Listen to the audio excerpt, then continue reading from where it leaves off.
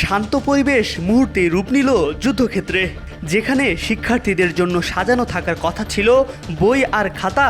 দরজা খুলতেই চোখে পড়ে ভিন্ন এক চিত্র। কোচিং সেন্টার ভরে আছে আগ্নেয়াস্ত্র, বিস্ফোরক তৈরির সরঞ্জাম আর মাদক দ্রব্যে। যেন পড়াশোনার আড়ালে গড়ে তোলা হচ্ছিল ভয়ঙ্কর এক ঘাঁটি। রাজশাহী নগরীর কাদিরগঞ্জ এলাকার একটি বাড়ি থেকে অস্ত্র ও বিস্ফোরক তৈরির সরঞ্জাম উদ্ধার করে সেনাবাহিনী। ওই বাড়িতে অবস্থিত ডক্টর ইংলিশ নামের একটি কোচিং সেন্টারে অভিযান চালানো হয়। পাশাপাশি বাড়িটি ঘিরে রেখেছে সেনাবাহিনীর 40 ইস্ট বেঙ্গলের একটি দল।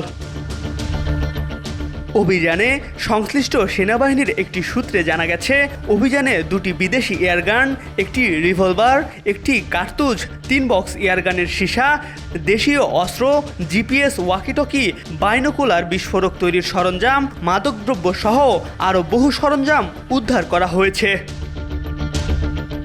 তবে এখন পর্যন্ত 40 ইস্টবেঙ্গলের কোনো কর্মকর্তা আনুষ্ঠানিকভাবে এ তথ্য নিশ্চিত করেনি।